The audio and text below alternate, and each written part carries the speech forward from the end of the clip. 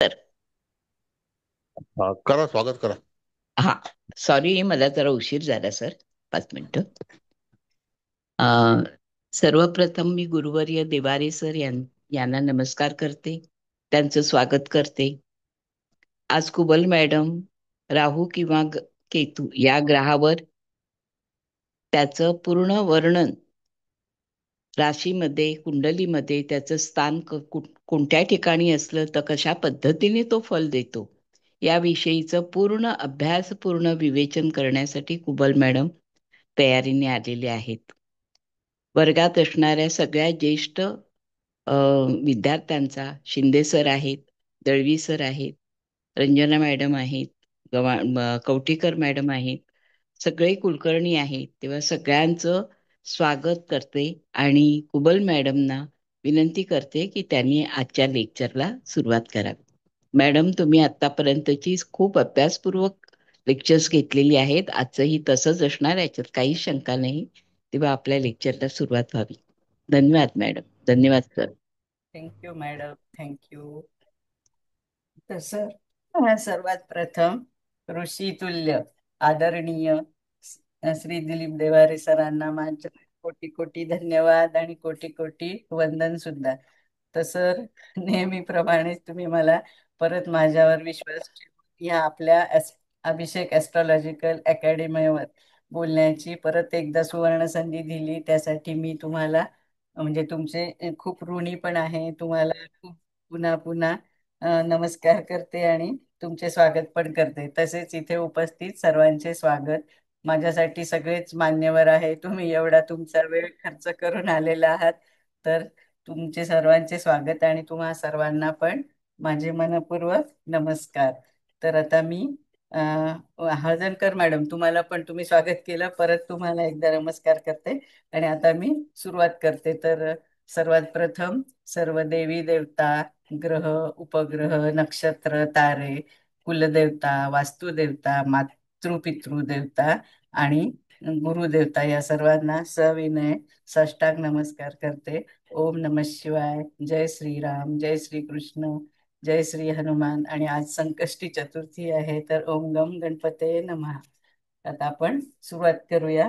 मला दिलेला विषय आहे आजचा, म्हणजे आपण आतापर्यंत 1 ते 7 हे मेन ग्रह म्हणजे सूर्य, चंद्र, मंगळ, बुध, गुरु, शुक्र आणि शनी, हे म्हणजे आपले ज्योतिषशास्त्रातले म्हणजे मेन ग्रह आहेत. यांचं आपण आतापर्यंत विवेचन आपलं झालेलं आहे.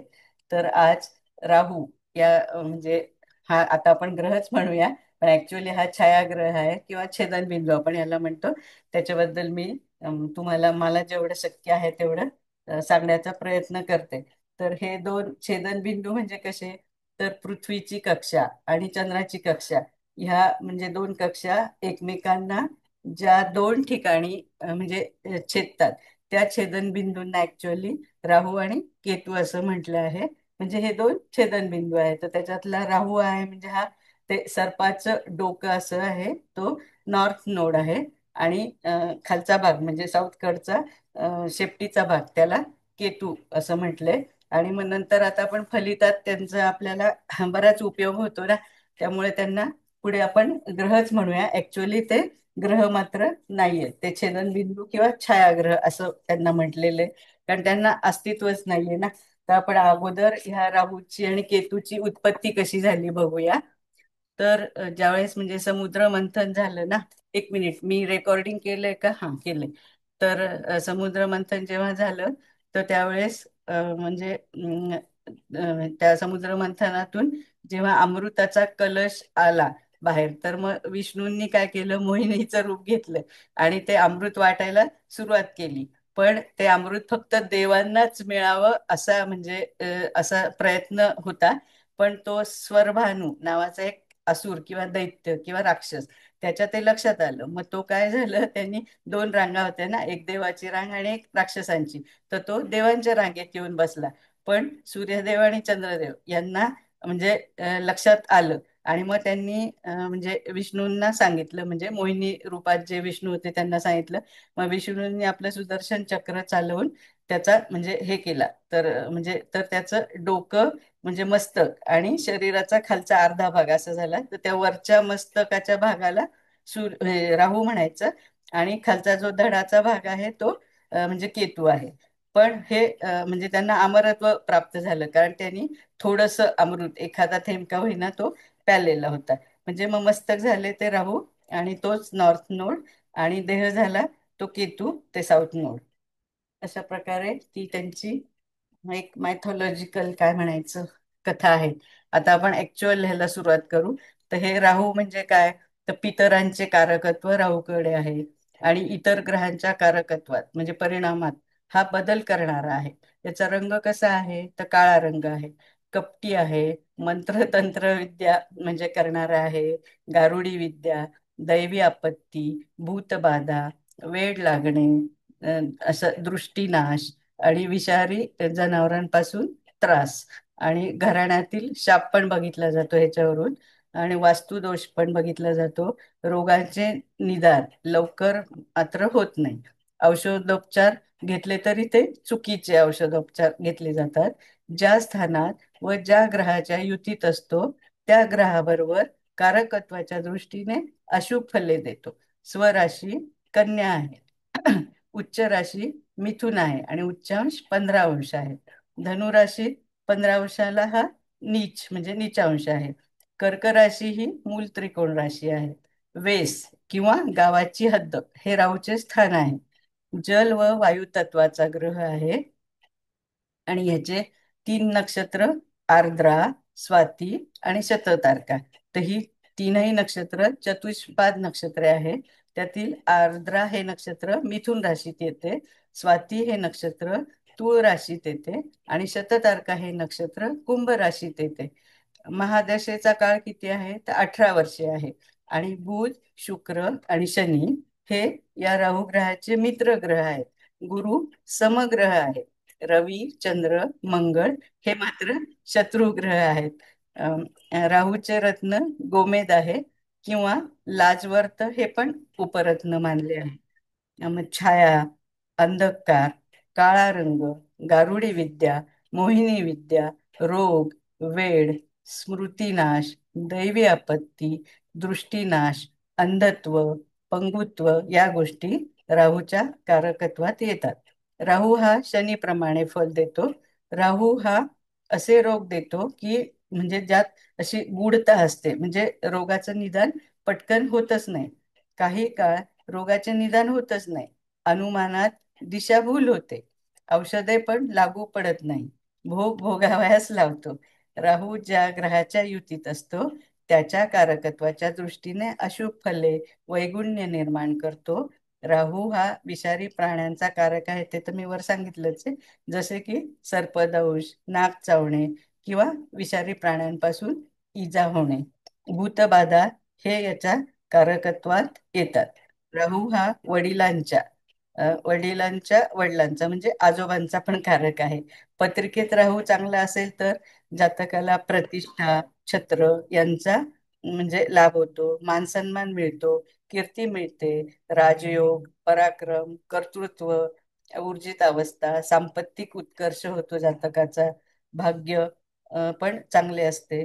तसेच म्हणजे जातकाचा कल आध्यात्मिकतेकडे पण असतो, आणि पारमार्थिक प्रगतीच्या दृष्टीने पण हा राहू चांगली फळे देतो. हम्म.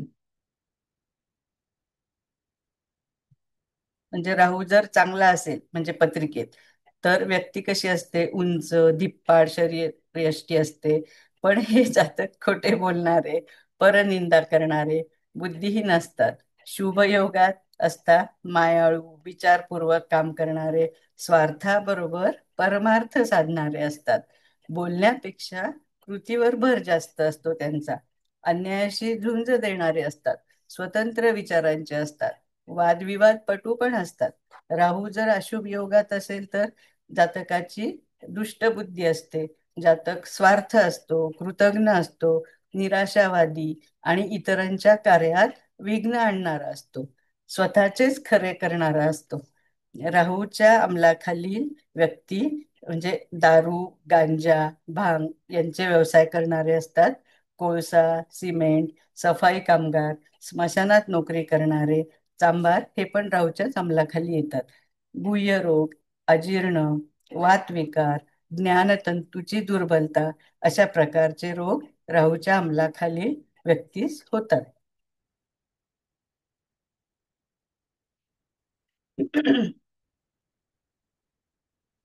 आता परत थोडक्यात असं बघूया, म्हणजे स्वक्षेत्र राहूची म्हणजे कन्या राशी तो स्वराशीचा असतो.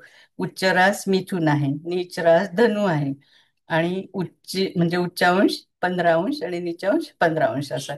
आणि त्याला दृष्टी म्हणजे त्यांनी वेगवेगळ्या दृष्टी सांगितल्यात, पण आपण जनरली म्हणजे 7वी दृष्टीच धरतो त्याची.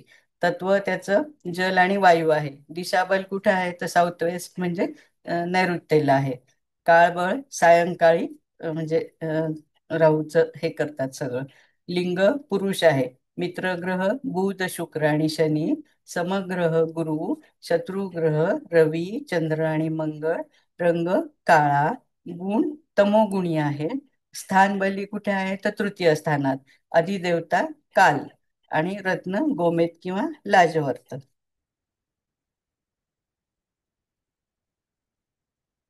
आता हे तुम्हाला सगळ्यांना माहीतच असेल, पण तरी सुद्धा मी सांगते की आठवड्यातील म्हणजे राहू काल प्रत्येक दिवसासाठी राहू काल दिलेला असतो. तर त्या काळात म्हणजे आपण काय असं मंगल कार्य इन द सेन्स आपल्याला काही खरेदी विक्री किंवा चांगले काही कामं करायचे असेल तर ते म्हणजे शक्यतो टाळतो. तर ते दिवसांचा तो कालावधी मी तुम्हाला सांगते. रविवारी 4:30 संध्याकाळी 4:30 ते 6 पर्यंत म्हणजे 1 तास 30 मिनिटे हा राहू काल असतो. सोमवारी सकाळी 7:30 ते 9 म्हणजे हा पण 1.5 तासाचा. म्हणजे म्हणजे सकाळी 7:30 ते 9. मंगळवारी दुपारी 3 ते 4:30 म्हणजे हा राहूचा काळ आहे मंगळवारसाठी. बुधवारसाठी दुपारी 12 ते 1:30. गुरुवारी 1:30 ते 3 दुपारीच. शुक्रवारी सकाळी 10:30 ते 12 पर्यंत राहुकाल असतो. आणि शनिवारी सकाळीच 9 ते 10:30. म्हणजे हे कसं हा काल आहे ना, तर शक्यतो शुभ कार्य म्हणजे लग्न, साखरपुडा, प्रवास म्हणजे प्रवासाला आता जावंच लागलं तर त्याचं रेमेडी करून जायचं, पण शक्यतो यावेळेस टाळावा. नोकरीला आपल्याला इंटरव्ह्यूला जायचं असेल तर. पण यावेळेस मंत्र जप ध्यान असं किंवा आपल्याला काही दान करायचं असेल तर अशा गोष्टी मात्र केल्या तर चालतात.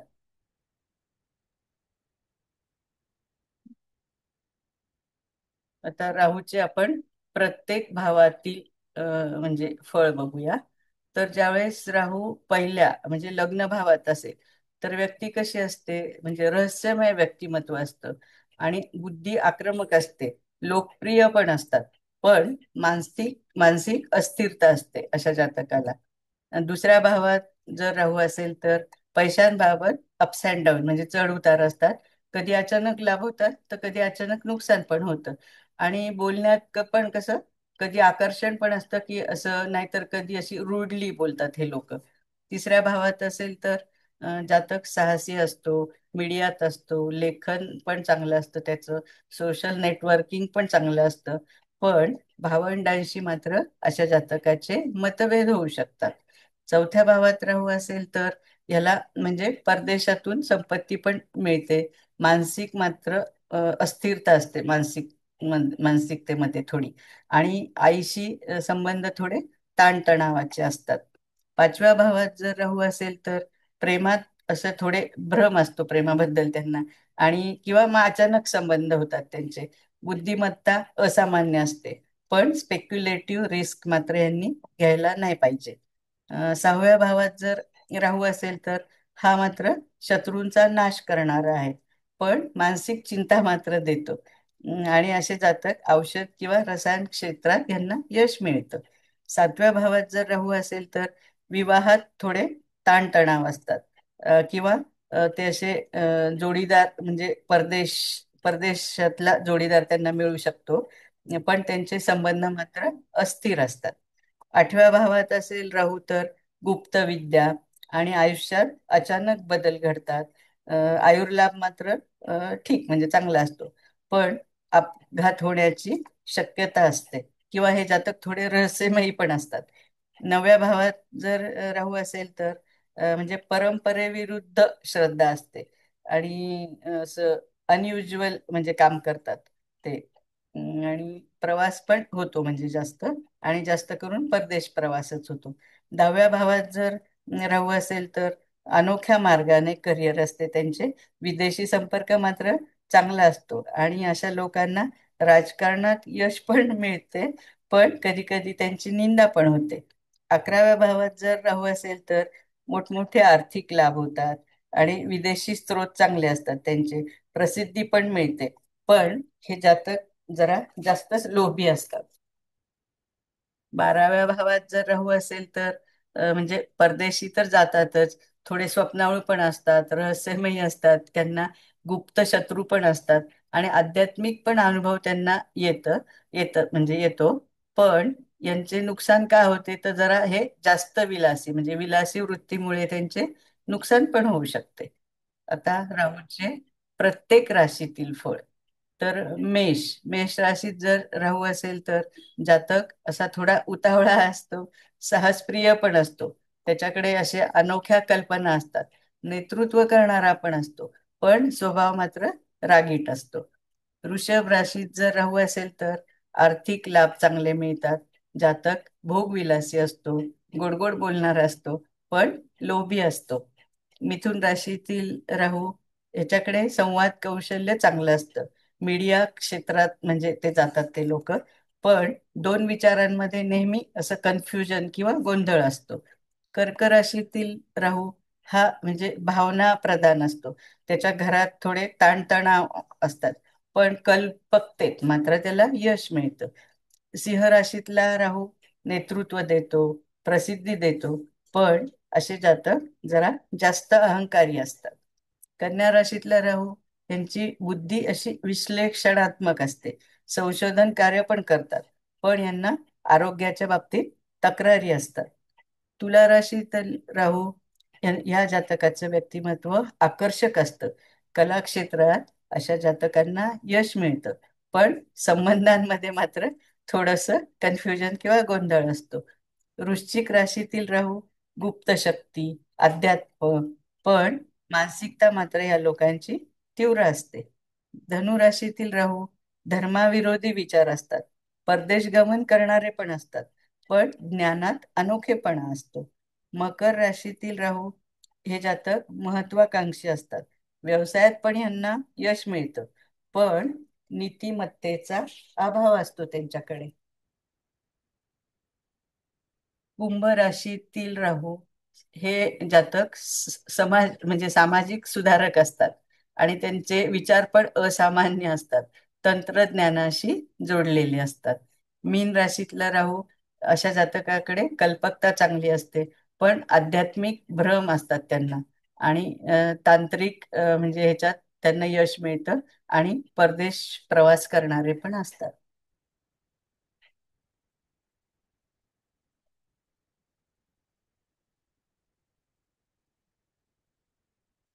तर राहू ग्रहाचे 27 नक्षत्रात म्हणजे प्रत्येक नक्षत्रातील फळ आपण बघूया. तर अश्विनी नक्षत्रात जातक कसा असतो, अत्यंत जलद निर्णय घेणारा, उपचार क्षमता असते त्याच्याकडे, पण अधीरपणा पण असतो. आणि असे जातक म्हणजे वैद्यक किंवा म्हणजे डॉक्टर असतात, वाहन क्षेत्रात पण त्यांना यश मिळतं. भरणीतील राहू जरा भोगविलासाकडे अशा जातकाचा कल असतो, ज्याचा स्वभाव पण असा आकर्षक असतो आणि जरा गुप्त संबंध ठेवणारा असतो, आणि न्यायी व्यवहार करणारा, कला फॅशन क्षेत्रात नाव कमावणारा असतो. कृतिकेतील राहू अहंकार जास्त असतो आणि ह्या लोकांना म्हणजे जातकांना प्रसिद्धीची लालसा असते, अधिकारी वृत्ती असते, पण क्रोधी आणि कठोर बोलतात, ते त्यांनी थोडं टाळायला हवं. रोहिणी नक्षत्रातील राहू हा याचा पण कल भोग विलास याच्याकडे जास्त असतो, आर्थिक स्थैर्य, पण प्रेमात भ्रम, आणि पण ह्या जातकाचं व्यक्तिमत्व मात्र असं मॅग्नेटिक पर्सनॅलिटी असते किंवा मोहक असतं, चार्मिंग असतं. मृग शीर्ष नक्षत्रातील राहू संशोधन करणारा असतो. त्याची दृष्टी पण त्याला म्हणजे वैज्ञानिक दृष्टी असते, पण थोडा मनाने अस्थिर असतो. व्यवसाय किंवा तंत्रज्ञानात अशा जातकांना यश मिळते. आर्द्रा नक्षत्रातील राहू हे तर स्वतःच नक्षत्र आहे ना राहूचं. अति बलवान म्हणतात इथे राहू असलेला. हे जातक नवे नवे शोध लावतात, असे क्रांतिकारी विचारांचे असतात, पण यांच्या जीवनात अचानक बदल घडतात आणि भावनिक अस्थिरता असते. पुनर्वसू नक्षत्रातील राहू म्हणजे धार्मिक विचारांचे असतात आणि ज्ञानाचा शोध घेणारे असतात, आणि ह्या अशा जातकांना परदेशात संधी लवकर मिळते. पुष्य नक्षत्रातील राहू जबाबदार, पण जीवन एकाकी असते. प्रशासन, राजकारणात यश मिळतं या जातकांना, पण त्यांच्यावर थोडा ताण येतो. अश्लेषा नक्षत्रातील राहू बुद्धिमान, पण थोडे असे गुप्त व्यवहार करणारे, संशयी असतात. औषधे, रसायन किंवा हिप्नॉटिझम क्षेत्राशी या अशा जातकांचा संबंध येतो. बघा, नक्षत्रातील राहू वंश परंपरा जपणारे, अभिमानी, सत्तेची इच्छा असते, पण आध्यात्मिक मार्गावर ते उन्नती करतात. पूर्वा फाल्गुनी नक्षत्रातील राहू जातक आकर्षक असतो, त्याच्याकडे कला असते, मनोरंजन, प्रेम आणि भोग या दोन्हीमध्ये जरा अतिरेकच करतात. उत्तरा फाल्गुनी नक्षत्रातील राहू समाजात नाव असतं, सत्ता मिळते त्यांना, नेतृत्व पण करतात, पण अहंकार, त्यांच्याकडे अहंकारी असतात ना, त्यामुळं मतभेद होऊ शकतात इतरांबरोबर. हस्त नक्षत्रातील राहू म्हणजे हे कसे कुशल असतात, म्हणजे हस्तकौशल्य चांगलं असतं आणि वैद्यकीय क्षेत्रात पण त्यांना यश मिळतं, पण मनाने थोडे अस्थिर असतात. चित्रा नक्षत्रातील राहू डिझायनिंग, आर्किटेक्चर, सौंदर्य क्षेत्रात नाव कमवतात, पण थोडे गर्विष्ठ पण असतात आणि स्वार्थी पण असतात. स्वाती म्हणजे स्वतःच्याच नक्षत्रातला राहू प्रचंड स्वातंत्र्य त्यांना हवे असते. परदेशी संपर्क पण चांगलं असतं. तंत्रज्ञान म्हणजे तंत्रज्ञानाकडे जास्त वळतात आणि नवीन नवीन कल्पना असतात त्यांच्याकडे. विशाखा नक्षत्रातील राहू ध्येय साध्य करण्यासाठी कष्ट करणारा जातक असतो. राजकारण, उद्योग, पण भावनिक अस्थिरता असते. अनुराधा नक्षत्रातील राहू हे टीमवर्क करणारे असतात, मित्रांशी संबंध चांगले असतात, परदेश गमन पण करतात आणि आपल्या परिश्रमाने यश मिळवतात. ज्येष्ठा नक्षत्रातील राहू जरा चालाकी करणारा असतो, गुप्त माहितीचा वापर करतो, संवादात चातुर्य असते, पण स्वभाव मत्सरी असतो. मूळ नक्षत्रातील राहू गूढ शक्ती, संशोधन, अध्यात्म या ह्याच्या म्हणजे जातक असतो. जीवनात अशा जातकाच्या जीवनात मोठमोठे बदल घडत असतात. पूर्वाषाढा नक्षत्रातील राहू प्रसिद्धी देतो, आकर्षण असतं अशा जातकाकडे, पण संबंधामध्ये गोंधळ असतो, पण त्याला पब्लिक रिलेशन म्हणजे मध्ये मात्र यश मिळतं, म्हणजे पब्लिक रिलेशन्स त्याचे चांगले असतात. उत्तराषाढामधील राहू अधिकार देतो, नेतृत्व देतो, राजकीय यश पण देतो, पण वैयक्तिक तणाव पण देतो. श्रवण नक्षत्रातील राहू ज्ञान म्हणजे जातक असा जातक ज्ञानी असतो, त्याचं शिक्षण पण चांगलं होतं, मीडिया किंवा संगीत क्षेत्रात त्याला यश मिळतं, पण हा पण मनाने थोडा अस्थिर असतो. धनिष्ठा नक्षत्रातील राहू म्हणजे संपत्ती पण त्याला चांगली मिळते, संगीतात पण त्याला म्हणजे रुची असते, सामाजिक स्थान पण त्याचं चांगलं असतं, पण थोडेसे अहंकारी असतात. शतभिषा नक्षत्रातील राहू असे जातक संशोधन करणारे असतात, वैद्यक म्हणजे डॉक्टर पण असतात, इंटरनेट म्हणजे पण ते म्हणजे नेटवर्क पण त्यांचं चांगलं असतं, तंत्रज्ञानात प्रगती करतात, पण त्यांना असं कुठेतरी आपण एकटे आहोत अशी जाणीव होत असते सारखी. पूर्व भाद्रपदामधील राहू आध्यात्मिक पण असतात, गूढ शक्ती असते त्यांच्याकडे, पण धार्मिक भ्रम असतात थोडा, आणि पण दानशूर पण असतात, म्हणजे दानी असतात असे जातक. उत्तरा भाद्रपदामधील राहू हे गहन विचार करणारे असतात, यांच्याकडे संयम चांगला असतो आणि आध्यात्मिक परिपक्वता असते. पण भावनिक म्हणजे असं अप्स अँड डाऊन होतात, म्हणजे नेहमी असं हे ताणतणावातच राहतात म्हणजे भावनेच्या. रेवती नक्षत्रातील राहू हे प्रवासी असतात, परदेश प्रवास करणारे असतात, कला क्षेत्रात नाव मिळवतात. पण यांना पण थोडस म्हणजे पैशाच्या संदर्भात किंवा आर्थिक भ्रम असू शकतात.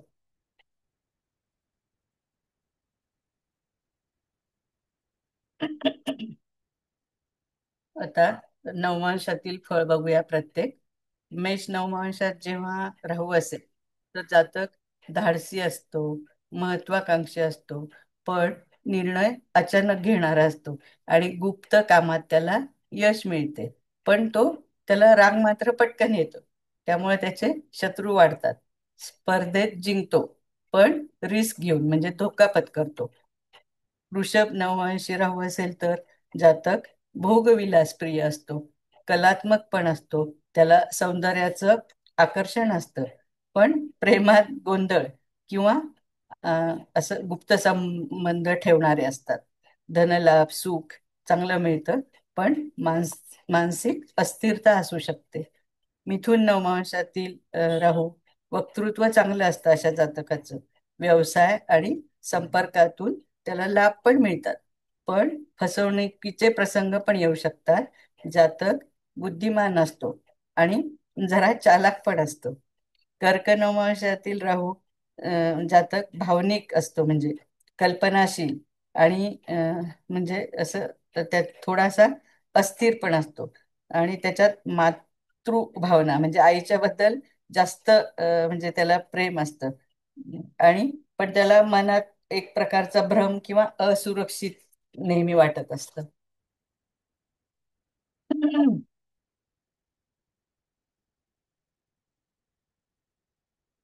आणि अशा जातकाला म्हणजे त्यांनी प्रवास केले किंवा पाण्यासंबंधित गोष्टींचा व्यवसाय केला तर त्याला यश मिळेल. आणि सिंह नववंशात जर आपला राहू असेल तर जातकाला प्रसिद्धी मिळती. म्हणजे त्याला राजकारणात जाण्याची इच्छा पण असते. थोडा जातक अहंकारी पण असतो, नेतृत्वाची भावना असते. पण अशा जातकाचे आपल्या वडिलांशी मात्र मतभेद होऊ शकतात आणि त्याला किती यश मिळालं तरी तो असंतुष्टच राहतो. कन्या राशीत म्हणजे कन्या नवमांशात जर राहू असेल तर जातकाची विश्लेषक बुद्धी असते, तपशीलवार विचार करणारे असतात म्हणजे अनालिटिकल असतात. पण त्यांची अति टीकात्मक प्रवृत्ती असते. कामात मात्र चतुर असतात, पण चिंता जास्त असतात. तुला नवमांशातील राहू अशा जातकाचं व्यक्तिमत्व आकर्षक असतं, त्यांना संबंधांमधून लाभ पण मिळतात. पण ते असे संबंधांमध्ये गुप्तता राखतात. विश्वासघात करण्याची पण म्हणजे शक्यता असते. कला क्षेत्रात मात्र अशा जातकांना यश मिळतं. वृश्चिक नवमांशातील राहू अत्यंत गूढ, गुप्त व्यवहार करणारे, रहस्यप्रिय आणि आपण म्हणतो ना काळे धन म्हणजे जसे मिळवणारे असतात, तांत्रिक कार्य करणारे असतात, राजकीय प्रभाव चांगला असतो. पण संशय आणि म्हणजे त्यामुळे ते थोडे वैरभाव पण वाढतो. धनु नवमांशातील राहू धर्म, तत्वज्ञान, परदेशी संबंध चांगले असतात, पण थोडे दिखावा करणारे आणि ढोंगी असतात. मकर नवमांशातील राहू म्हणजे हे संयमी असतात, धैर्य असतं त्यांच्याकडे, प्रयत्न करतात, पण त्यांना यश मात्र उशिरा मिळतं आणि जीवनात त्यांना संघर्ष पण म्हणजे करावं लागतं. पण दीर्घकाळाने का होईना त्यांना यश मिळतं आणि टिकणारी कीर्ती पण मिळते.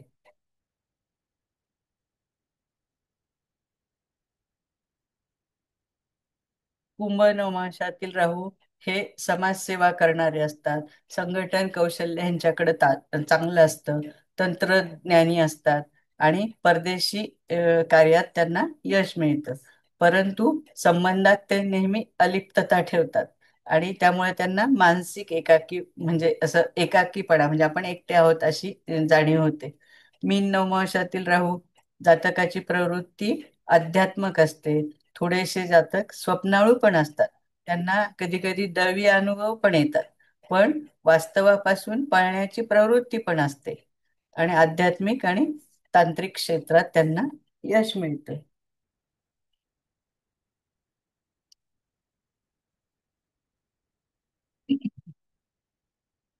तर आपण म्हणजे राहू केतूचं ऍक्सिस प्रमाणे पण मला थोडंसं मिळालंय ते बघू. म्हणजे एक साथ म्हणजे राहू समजा मेषेत आहे आणि केतू तुळेत आहे. तर अशी व्यक्ती कशी असते? व्यक्ती स्वतःच्या ओळखीवर जास्त लक्ष केंद्रित करते. मी कोण आहे हे समजून घेण्याची सारखा धडपड करत असतो. स्वभावात धाडस असते, नेतृत्व असतं, पण जातक हट्टी असतो आणि लग्न संबंधात अलिप्तता असते किंवा अस्थिरता असते. पण असे जातक स्वतःच्या निर्णयावर ठाम राहतात. इतरांचे मत काही जास्त त्याला म्हणजे मानत नाही. तर फळ काय आहे? मग असे जातकांना करिअरमध्ये नाव, पण वैयक्तिक जीवनात मात्र असमतोल असतो. आता 2 आणि 8 म्हणजे हा जर ऍक्सिस असेल, म्हणजे राहू वृषभेत आणि केतू वृश्चिकेत असेल तर काय होतं? अशा जातकाला भौतिक संपत्ती मिळते, सुखसोयी पण मिळतात. म्हणजे सगळं त्याला चांगलं मिळतं. धनसंपत्ती, कुटुंब वाढवण्याची त्याची तीव्र इच्छा असते, आर्थिक लाभ मिळतो. पण लोभा म्हणजे तो असा जातक जास्त लोभी असतो ना, त्यामुळे त्याच्यावर ताण पण येऊ शकतो. म्हणजे याचं फळ कसं? मग धन मालमत्ता मिळते, पण जातकाची भावनिक अस्थिरता वाढते. आता 3 आणि 9 या ऍक्सिस वर म्हणजे राहू मिथुन आहेत आणि केतू धनुमध्ये. तर म्हणजे संवाद, व्यापार, लेखन आणि नवे नवे विचार या म्हणजे याची या अशा जातकाची प्रगती होते. धर्म, परंपरा, म्हणजे वचने असे म्हणजे ते त्या बाबतीत तो चांगला असतो. आणि प्रवास, मार्केटिंग, नेटवर्किंग याच्यात पण त्याला यश मिळतं. पण केतू धनुत ना, परंपरागत श्रद्धा सोडून स्वतःचा मार्ग निवडणारा असतो. त्यामुळं मग फळ कसं? तर बुद्धिमान, नवीन कल्पनांनी यश मिळवणारा, पण पारंपरिक म्हणजे लोकांशी त्याचे डिस्प्यूट किंवा मतभेद होऊ शकतात. 4-10 ऍक्सिस म्हणजे अं, 4-10 ऍक्सिस म्हणजे कर्केट आणि हा आपला केतू याच्यात असेल मकरेत. तर समाजातील स्थान, करिअर, पद, अधिकार यावर जातकाचा जास्त फोकस असतो. जातकाकडे प्रचंड महत्वाकांक्षा असते आणि त्याच्याकडं मोठी मोठी जबाबदारी पण येते. पण घरगुती जीवन किंवा आईशी थोडा दुरावा होऊ शकतो. याचं फळ काय? सार्वजनिक यश, पण वैयक्तिक शांतता मात्र त्याला कमी असते. आता 5-11 म्हणजे राहू सिंहेत आणि केतू कुंभेत असे जातकाकडे सर्जनशीलता चांगली असते, त्याला प्रसिद्धी पण मिळते, त्याला सत्तेची पण ओढ असते आणि मी वेगळा आहे अशी भावना नेहमी त्याच्याकडे असते आणि नेतृत्व करण्याची त्याला इच्छा पण असते. प्रेमाच्या बाबतीत जरा नाट्यमय असतात आणि नात्यांमध्ये जास्तच अपेक्षा ठेवणारे असतात. तर फळ काय मिळतं अशा ऍक्सिस मध्ये? कीर्ती, नाव मिळते, पण मित्र आणि समाजाशी तो म्हणजे त्याचे संबंध थोडे ताणतणावाचे असतात. 6-12 ऍक्सिस म्हणजे राहू कन्येत आणि केतू मीनेत असेल तर तपशील, विश्लेषण, सेवा, आरोग्य याच्यात म्हणजे असं चांगलं तन्मयतेने काम करणारा असतो. समस्यांशी लढण्याची ताकद त्याच्याकडे असते. अशा जातक शत्रूवर पण विजय मिळवतो. अं, पण कर्म करताना थोडा अंतर्मुख असतो. कर्मप्रधान जीवन, मेहनतीने यश, पण शेवटी थोडी त्याला म्हणजे शांती जेवढी मिळायला पाहिजे तेवढी काही मिळत नाही.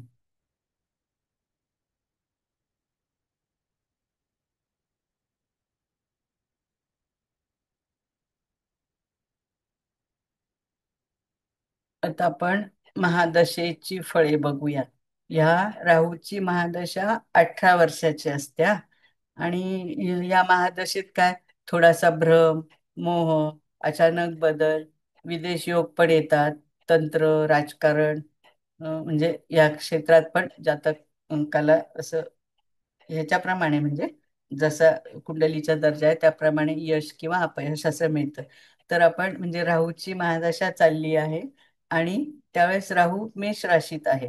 तर काय होईल, तर अशा जातक म्हणजे अचानक उन्नती करतो, परदेश प्रवास पण करतो, नवीन नवीन क्षेत्रात त्याला म्हणजे त्याचं नाव पण कमावतो. परंतु तो थोडा अहंकारी असतो, अधीर असतो, आणि त्यामुळे तो काय करतो, चुकीचे निर्णय घेतो, ते त्याला त्रासदायक ठरतात. डोक्याशी संबंधित ताण, म्हणजे रक्तदाब वाढतो, म्हणजे हाय बीपीचा त्रास होतो. त्याच्यानंतर युद्धजनक वातावरण निर्माण होते. मग अशा लोकांनी काय करायचं, तर हनुमान उपासना करायला हवी. वृषभ राशीत जर राहू असेल, म्हणजे राहू महादशा चालली आणि राहू वृषभ येत आहे, तर अशा जातकाच्या धनसंपत्तीत वाढ होते, परंतु फसवणुकीचा धोका पण असू शकतो. प्रेम संबंधात ते गुप्तता ठेवतात, आणि म्हणजे इंद्रिय सुखाकडे त्यांचा जास्त कल असतो, आणि त्यांच्या वाणीमुळे वादविवाद होतात. तर यांनी विष्णू सहस्त्रनामाचा पाठ रोज केला तर चालतो. आता गाईचं दान करा म्हटले, पण आता समजा ह्या युगात तर शक्य नाहीये. मिथुन राशीत जर राहू असेल आणि राहूची महादशा चालली, तर बुद्धिमत्तेचा योग्य वापर जर अशा जातकांनी केला, तर त्याला त्याचा उत्कर्ष होतो. पण मानसिक द्वंद्व, अनिर्णय, अनेक कामात म्हणजे एकाच वेळी अनेक कामात म्हणजे ते हे करतात, त्यामुळे त्यांना पाहिजे तेवढे यश नाही मिळत. पण लेखन, मीडिया आणि आय टी क्षेत्रात मात्र या जातकांची प्रगती होते. यांनी गणपती उपासना करावी, आणि हे जातक जरा खोटे बोलणारे असतात, तर त्यांनी खोटं नाही बोलू.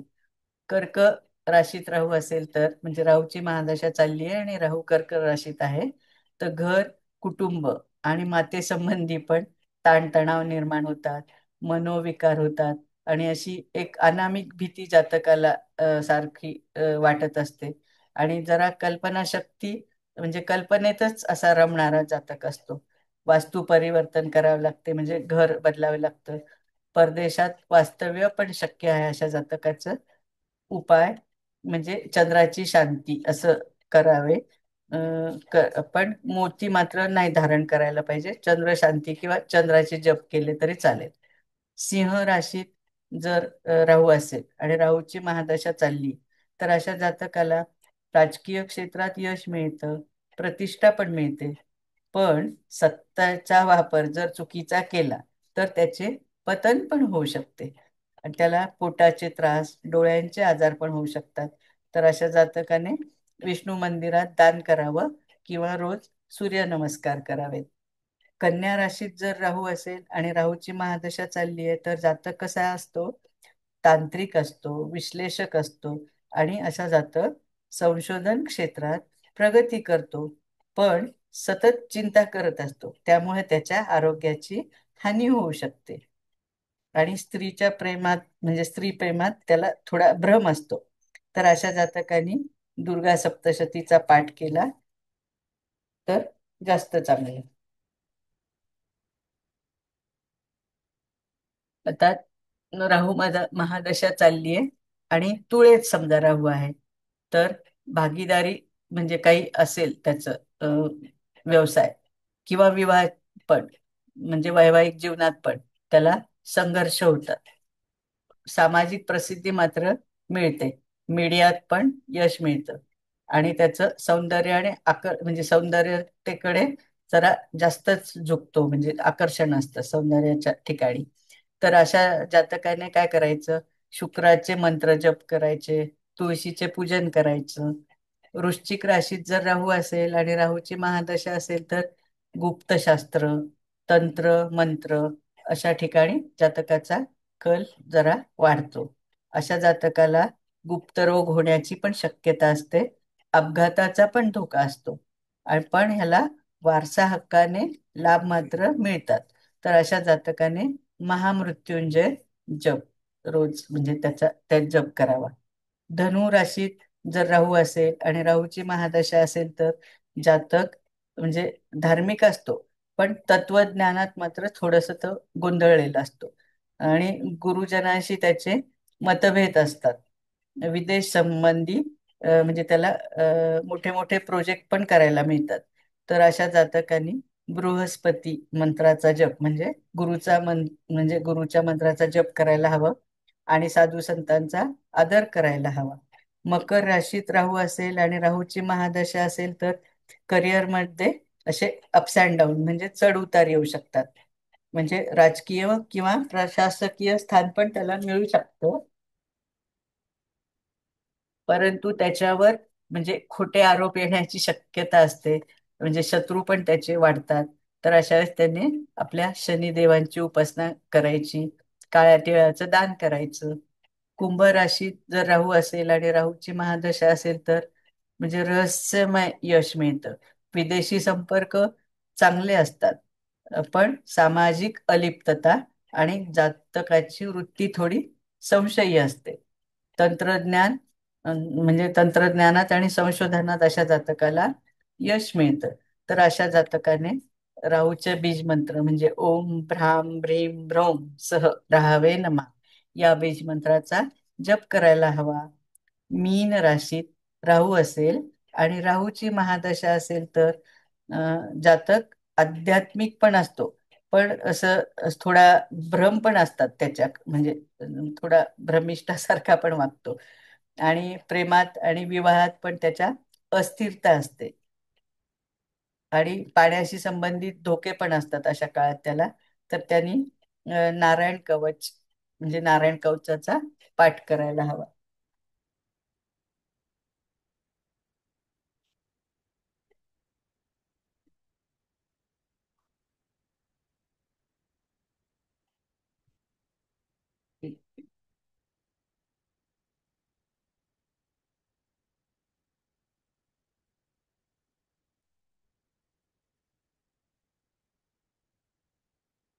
तर राहूचीच महादशा चालली आहे आणि समजा लग्नी राहू आहे तर शरीरास म्हणजे अतिशय कष्ट होतात, मानसिक असंतोष असतो, रोगग्रस्त असतो जातक, आणि त्याला विष आणि अग्नी यापासून भीती असते आणि लोकांशी त्याचे विरोध होतात.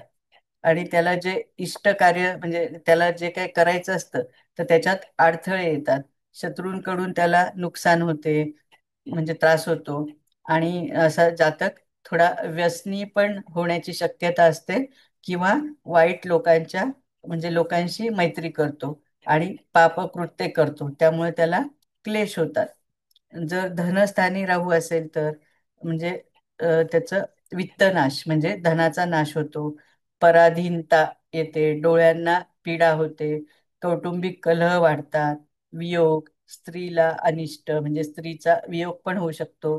राजकीय ह्याच्यात असेल तर त्याच्यात अपयश मिळतं. आणि उद्योग काही व्यवसाय करत असेल तर तिथे पण अपयश मिळते. तृतीय स्थानी राहू असेल तर पराक्रमाची व धाडसाची कामे म्हणजे तो करतो आणि त्याच्यात त्याला पूर्णपणे यश पण मिळतं. कीर्तिकारक गोष्टी पण होतात, मोठमोठ्या लोकांशी त्याची मैत्री होते. उद्योगधंदा करत असेल तर त्याच्यात पण चांगलं यश मिळतं, धनलाभ पण चांगला होतो. नोकर चाकर चांगले मिळतात, प्रापंचिक सुस्थिती असते. चतुर्थ स्थानी जर राहू असेल तर आईला मात्र कष्ट असतात, गंडांतर किंवा वियोग होतो आईचा, स्थावर जमीन जुमला किंवा घर यांच्या संबंधी म्हणजे असं अचानक आपत्ती येतात आणि ते नष्ट पण होण्याचे प्रसंग येतात. राजाचा कोप म्हणजे आता इथे आपण राजा नाही म्हणजे सरकारी कोप होऊ शकतो. स्वजनांशीच शत्रुत्व होते त्याचे, मित्राकडून फसवणूक होते आणि त्याला खूप म्हणजे दुःख भोगावं लागतं. पंचम स्थानी राहू असेल तर अधिकार भंग होण्याची शक्यता असते. आणि म्हणजे अस्थिर पण असतो असा जातक, विपरीत गोष्टी करतो. अ, विद्येत म्हणजे शिक्षणात त्याला अपयश येतं, मनोभंग होतात, शत्रूकडून त्याचा पराजय होतो. आणि संतती असेल तर संततीसाठी पण अनिष्ट आहे असा काळ, म्हणजे गंडांतर, कलह किंवा असे कर्ज होण्याची पण परिस्थिती येते त्याच्यावर. षष्ठस्थानी राहू असेल तर शत्रूचा नाश, नोकर चाकरांचे सौख्य चांगले, राजद्वारी म्हणजे राजदरबारी यश आणि सिद्धी, सांपत्तिक स्थिती जोमदार, चोर अग्नी किंवा विष यापासून मात्र बाधा होऊ शकते. आणि प्रमेह, पित्त असे प्रकारचे त्याला म्हणजे आजार पण होऊ शकतात. सप्तम स्थानी राहू असेल तर अशा जातकाच्या स्त्रीला मृत्यूसम पीडा होते, गंडांतर होते, मृत्यूयोगाचा पण संभव असतो, प्रवास, स्थलांतर, भाग्यहानी होते, अनेक संकटे येतात, धननाश होतो आणि सर्पदंशाचे पण भय असते अशा जातकाला. अष्टम स्थानी जर राहू असेल तर स्वतःच्या म्हणजे त्याच्या शरीराला अनारोग्य होतं, त्याच्यावर खूप संकटे येतात, क्षणोक्षणी त्याच्या आयुष्यात दुःखदायकच गोष्टी घडतात. असं जीवितहानी पण होऊ शकते, त्याला निरुत्साह वाटतं, खूप असे न कळणारे आजार होतात, रोग होतात, नातेवाईकांचे मृत्यू होतात त्याच्या घरात, कुटुंबाचा पण नाश होऊ शकतो, उद्योग करत असेल तर तिथे पण अपयश येतं आणि भाग्यहानी होते. नवम स्थानी राहू असेल तर वडील मंडळींपासून अगर पित्यापासून दुःख होते त्याला, अत्यंत जिव्हाळ्याच्या व अत्यंत मैत्रीच्या मनुष्याचा नाश होऊ शकतो, बंधूचा वियोग होऊ शकतो, स्थलांतर करावे लागते.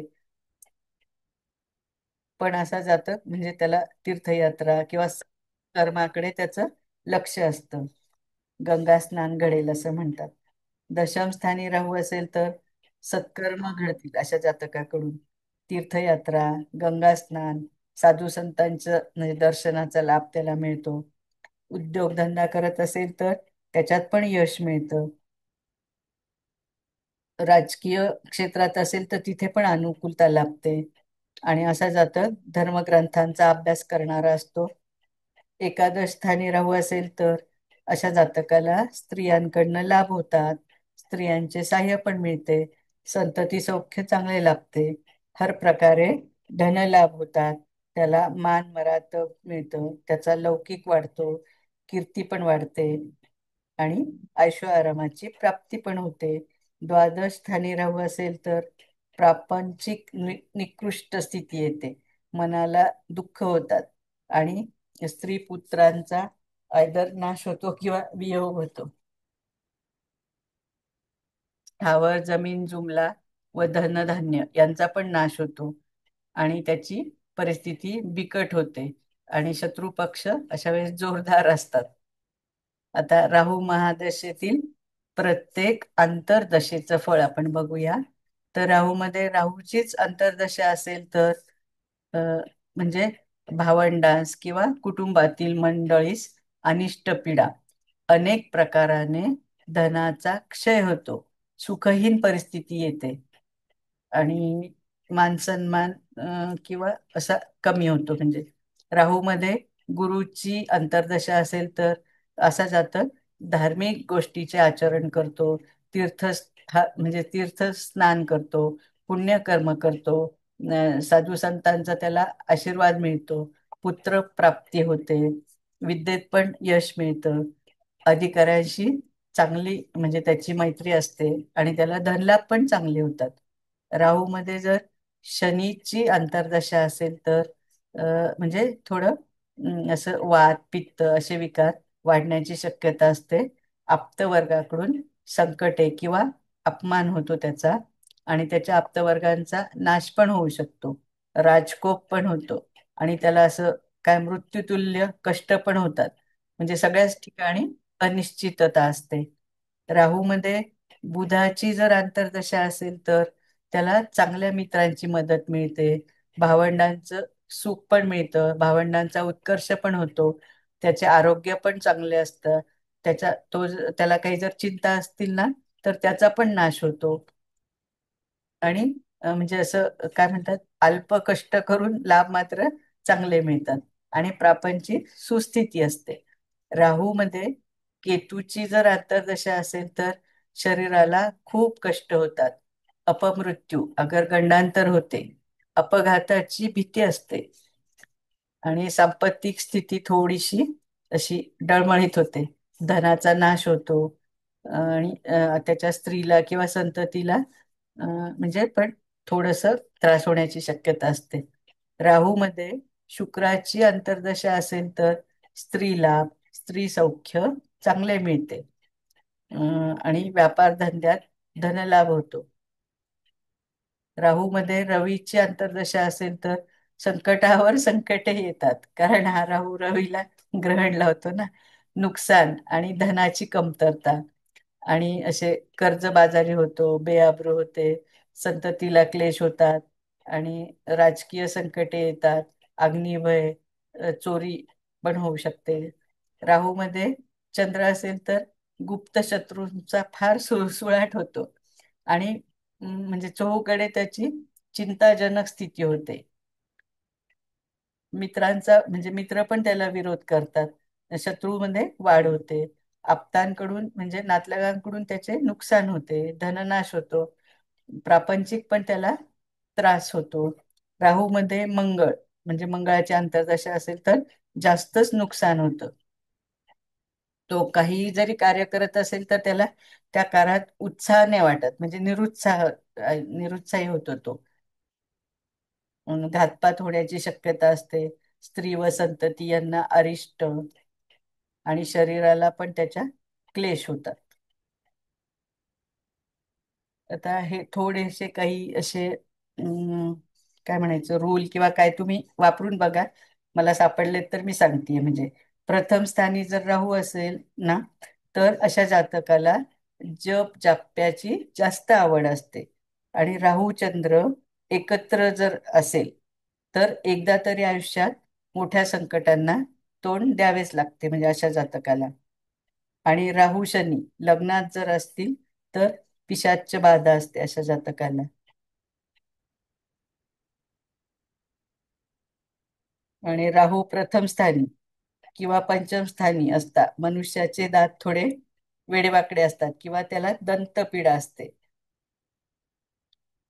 आणि तृतीय स्थानी जर राहू असेल, म्हणजे कुठल्या राशीचा का असेना, पण अशा जातकाचा लहानपणी कान फुटण्याची शक्यता असते. आणि षष्ठ स्थानी राहू असेल तर पोटाचे विकार असतात.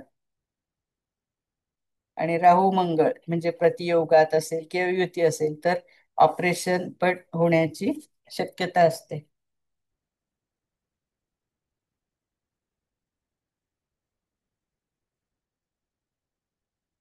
आणि राहू रवी लग्नात जर असतील तर अशा वेळेस दृष्टी नाश होण्याचा संभव असतो. आणि राहू चतुर्थात आणि तो पण पापग्रहाने दृष्ट असेल आणि लग्नेश मात्र निर्बली असेल तर अशा जातकाला हृदयरोग पण होऊ शकतात. आणि मूळ राहूवरून गोचरीच्या राहूचे भ्रमण जर होत असेल तर जातकाला आजार होतात, आणि दाताचे रोग जास्त होतात, दात काढण्याची पण त्याच्यावर वेळ येते. आणि राहूवरून मंगळाचे किंवा मंगळावरून राहूचे व्हाईस वर्सा असं भ्रमण चालू असेल तर जातकाची प्रकृती बिघडू शकते.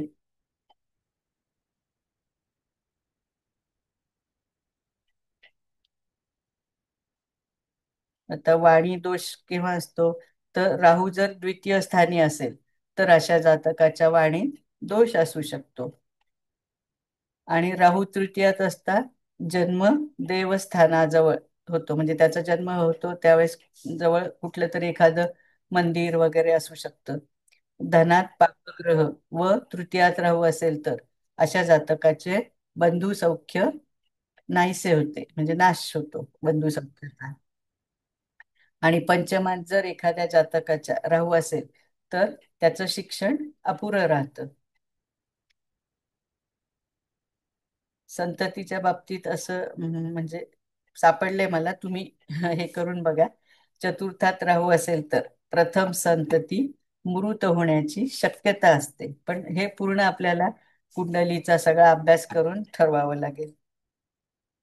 पण राहू मात्र लाभात असेल तर अशा जातकाला म्हणजे म्हातारपणी म्हणजे उत्तर वयात असं पुत्राकडून चांगलं सुख मिळतं. आणि राहू मंगळ एकत्र सप्तमात असेल तर अशा जातकाला म्हणजे वैवाहिक जीवन मिळतच नाही असं म्हटलं तरी चालेल, खूप क्लेश कलह असतात.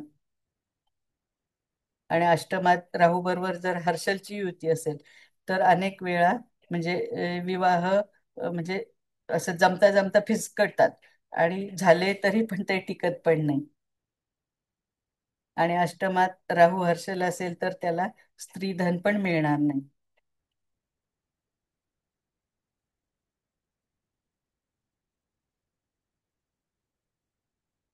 आता म्हणजे राहूचं आपण नक्षत्र गोचर बघू. म्हणजे गोचरीचा राहू ज्या नक्षत्रात असेल तिथून आपले जन्म नक्षत्र मोजायचं. मग ते कुठे पडतं त्याप्रमाणे फळ. तर हे जर 1 ते 7 म्हणजे 1, 2, 3, 4, 5, 6, 7 ह्या नक्षत्रात असेल तर हे नक्षत्र कुठे पडतात तर पायात पडतात. Sorry, 1 minute. ठीक आहे, बरोबर, पायात पडतात. तर अशा जातकाला म्हणजे धनहानी होते त्याचे आणि खर्च पण वाढतात. आणि 8 ते 12 म्हणजे 8, 9, 10, 11, 12 हे नक्षत्र उजव्या हातात पडतात. त्यावेळेस म्हणजे जातकाचा म्हणजे शत्रूवर तो म्हणजे शत्रूंचा पराजय करतो. 16 आणि 17 हे नक्षत्र हृदयात पडतात. तर असा जातक म्हणजे कुसंगती म्हणजे नको त्या लोकांशी असं मैत्री करण्याचा संभव जास्त असतो. 18वं नक्षत्र मुखात पडतं तर हे शुभ आहे. आणि जर समजा असं जातक कुसंगतीत असेल तर तिथून त्याची सुटका होते. 19 ते 23, 19, 20, 21, 22, 23 हे डाव्या हातावर पडतात. मग अशा जातकाला शारीरिक त्रास होऊ शकतो. 24वं नक्षत्र बेंबीत पडते त्यावेळेस त्याला त्रास होतात आणि त्याचे नुकसान पण होते. म्हणजे आर्थिक नुकसान, शारीरिक, कुठले पण. 25, 26, 27 हे गुदद्वारात पडतात. अशा वेळेस जातकाला अनेक अडचणी पण येतात आणि त्याचे अनेक प्रकारे त्याचे नुकसान पण होते.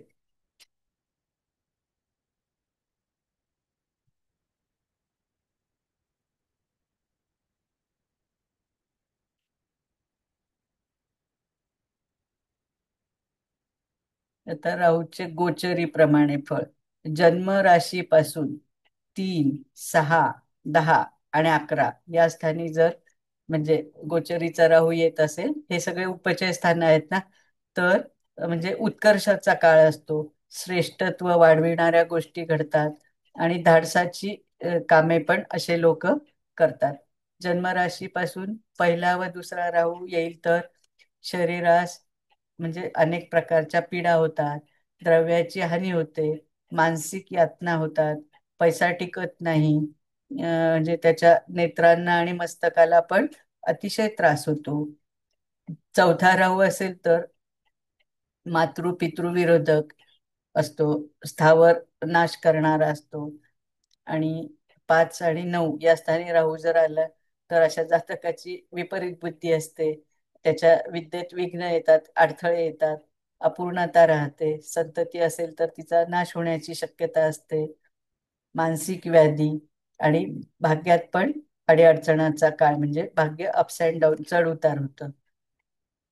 जन्मराशीपासून 7, 8, 12 या स्थानी जर गोचरीचा राहू येईल तर म्हणजे प्राणांतिक अवस्था करणारी दुखणी म्हणजे मृत्यूतुल्य कष्ट देणारे आजार असतात.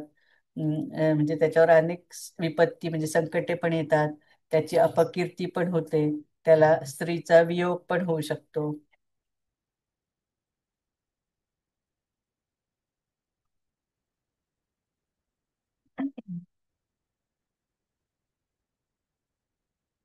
आता आपण युतींचे फळ बघूया. तर सूर्य राहू युती असेल म्हणजे ह्याला तर आपण सूर्यग्रहण योगच असं म्हणतो. तर असा जातक थोडा अहंकारी आणि सत्ता म्हणजे यामध्ये संघर्ष करणारा असतो. त्याला प्रसिद्धी मिळते पण म्हणजे त्याचे अनेकांशी वादविवाद किंवा निंदा वाढतात. परदेशाशी पण संबंध येतात. राजकीय क्षेत्रात असेल तर चढ उतार होतात. पण वडिलांशी संबंध मात्र थोडे ताणतणावाचे असतात. नेतृत्व गुण मात्र चांगला असतो अशा जातकाकडे. तर असा जातक काय काय प्रकारचे व्यवसाय करेल? प्रशासन, पब्लिक लाईफ, पॉलिटिक्स किंवा ग्लॅमर. राहू चंद्र युती असेल तर हा पण चंद्रग्रहण म्हणजे आपण ग्रहण योगच म्हणतो ना. तर अशा जातकाचे मन थोडे भ्रमित असते, त्याच्या भावना अस्थिर असतात आणि तो असा स्वप्नाळू विचारात दंग असतो.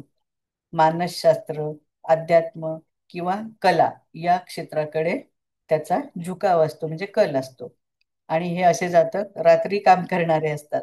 नशा किंवा रहस्याकडे असे थोडे ओढले जातात. तर व्यवसाय सिनेमा, हॉटेल, मानसोपचार तज्ज्ञ असतात. मीडियातील पण कामे करू शकतात.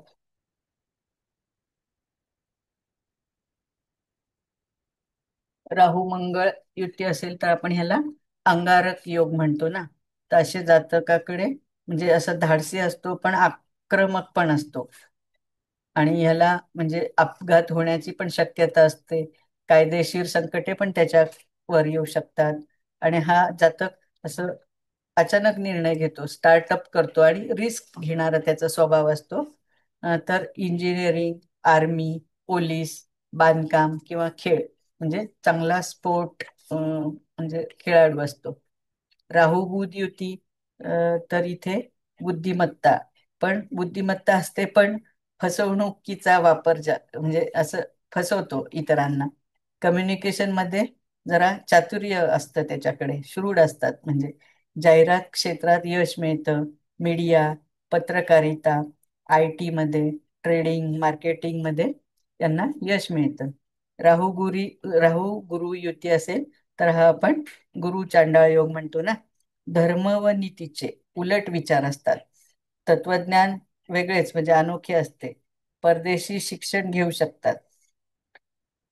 अं, आणि जर म्हणजे ही युती चांगली असेल, म्हणजे अशी बिघडलेली नसेल तर म्हणजे त्यांच्याकडे ज्ञान चांगले असतात, ते ज्ञानात क्रांती करतात. नाहीतर मग मात्र भ्रमित असतात. तर व्यवसाय काय काय करू शकतात? शिक्षण, ज्योतिष, तंत्रज्ञान, तत्वज्ञान आणि राजकारणाकडे पण वळू शकतात. राहू शुक्र युती म्हणजे हे भोगविलास जास्त वाढवणारी युती आहे. प्रेमात भ्रम असतं, आकर्षण असतात, फॅशन, ग्लॅमर किंवा जास्त भोगविलासी असतात. नात्यात थोडीशी अस्थिरता असते, पण कला क्षेत्रात मात्र अशा जातकांना चांगलं यश मिळतं. तर कुठले कुठले व्यवसाय करू शकतात? Film, music, fashion designer, beauty, social मीडियामध्ये असे जातक जाऊ शकतात. राहू शनी युती ह्याला आपण शापित योग म्हणतो ना. तर अशा वेळेस कर्मात म्हणजे ते जे काही कार्य करतात त्याला विलंब होतो किंवा अडथळे येतात. आणि मेहनतीनंतर म्हणजे यश पण मिळतं किंवा पतन पण होऊ शकतं कधी कधी. आणि भूतकाळातील कर्मांची फळे त्यांना भोगावी लागतात.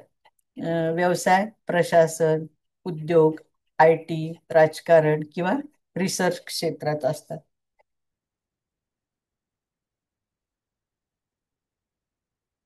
राहू नेपच्यून युती कल्पनाशक्ती चांगली असते.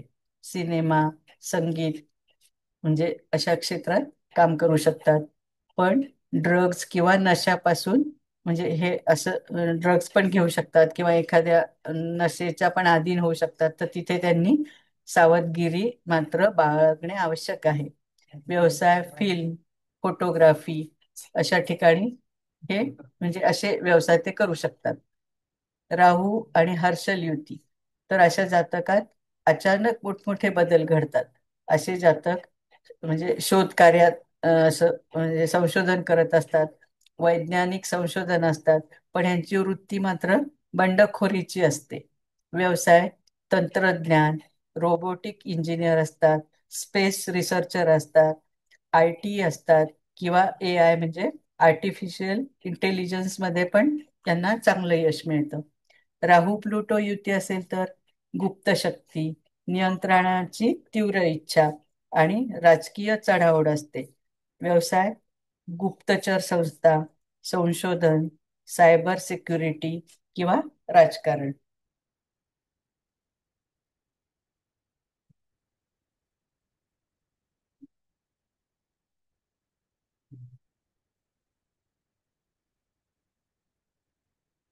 आता व्यवसायाच्या बद्दलच थोडस सांगते. म्हणजे परदेशाशी संबंध असेल तर कुठले कुठले व्यवसाय म्हणजे होतात? तर परदेशी व्यापार म्हणजे आपण काय म्हणतो, इम्पोर्ट एक्सपोर्ट व्यवसाय करू शकतात. तेच आयात निर्यात. आणि विदेशी कंपनीत असे चांगल्या हुद्द्यावर नोकरी करणारे पण असतात, असे जातात. एअरलाईन क्षेत्रात असतात, सॉफ्टवेअर, आणि AI तर ते मी सांगितलंच, रोबोटिक्स, इलेक्ट्रॉनिक्स, नेटवर्किंग यांचं चांगलं असतं. सायबर सिक्युरिटी मध्ये पण असतात. Chemical engineer, drug manufacturing, medical research, toxicologist असतात, डिटेक्टिव्ह, असं इंटेलिजन्स एजंट असतात, हॅकर पण असतात, ज्योतिषी, टॅरो रीडर, असं तांत्रिक असतात, अभिनेता, व्हिडिओ एडिटिंग करणारे पण असतात. शेअर मार्केटमध्ये म्हणजे शेअर मार्केट करणारे असतात. रेसिंग, लॉटरीमध्ये पण म्हणजे जातात, असे जातात. इंजिनिअरिंग, ऑटोमोबाईल, इलेक्ट्रॉनिक्स, एरोस्पेस आणि पायलट आणि संशोधन करणारे असतात. तांत्रिक साधना, ज्योतिषशास्त्र, रत्नशास्त्र आणि असं आध्यात्मिक उपचार करणारे पण असतात, म्हणजे रेकी हिलर सारखे. पण असे म्हणजे हे राहूच्या अंमलाखाली येणारे जातक स्मगलर्स पण असतात, ड्रग्ज म्हणजे हे करणारे असतात आणि इतरांची फसवणूक पण करतात. राजकीय कूटनीतिज्ञ असतात.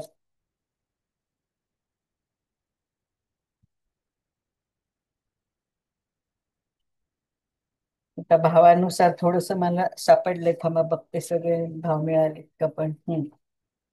तर पहिल्या भावात राहू असेल तर असं जातं, म्हणजे स्वतःच ब्रँड असते, त्याच्याकडं इन्फ्लुएन्सर असतो, अभिनय करणारा असतो, त्याची पब्लिक इमेज पण चांगली असते. दुसऱ्या म्हणजे भावात राहू असेल तर फायनान्सर असतो, स्टॉक मार्केट करणारा, मीडिया स्पीकर, पब्लिक रिलेशन चांगले असतात. तिसऱ्या भावातील राहू मार्केटिंग चांगला करतो, त्याचं कम्युनिकेशन पण चांगलं असतं, पत्रकारिता, लेखन आणि जाहिरात करणारा असतो. चौथ्या भावातील राहू रिअल इस्टेटचा म्हणजे व्यवसाय करू शकतो, वाहन, कन्स्ट्रक्शन, आयात निर्यात पण करणार असतो. पाचव्या भावातला राहू सट्टा बाजार, मनोरंजन किंवा एज्युकेशनच्या ठिकाणी क्षेत्राशी संबंधित असतो. सहाव्या भावातील राहू वैद्यकीय, हेल्थ टेक, फार्मा, ऑडिटिंग म्हणजे या क्षेत्रात असतात. सातव्या भावातील राहू परदेशी व्यापार करणारे असतात, भागीदारीत व्यवसाय करणारे असतात आणि कॉन्ट्रॅक्ट डीलिंग म्हणजे डीलर पण असतात. आठव्या भावातील राहू संशोधन करणारे, ऑकल्ट म्हणजे ज्योतिष सारख्या विषयात त्यांना म्हणजे यश मिळतं आणि ते म्हणजे तो व्यवसाय पण करतात. विमा, गुप्त विभाग अशी कन्सर्न असतात. नवव्या भावातील राहू परदेशी शिक्षण घेण्यासाठी असे जातक जाऊ शकतात, तिथे अध्यापन पण चांगलं करतात, कायद्याचं त्यांना ज्ञान असतं.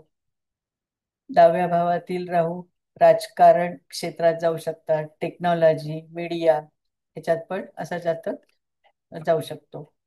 अकराव्या भावात राहू असेल तर डिजिटल बिझनेस, नेटवर्किंग आणि मल्टीनॅशनल कंपनीत असे जातक जास्त करून असतात. बाराव्या भावातील राहू परदेशी कंपनीमध्ये नोकरी करणारे असतात, अध्यात्म, हॉस्पिटल, रिसर्च अशा ठिकाणी पण असे जातक नोकरी करतात. आता राहूशी संबंधित आपण थोडस आजार बघूया.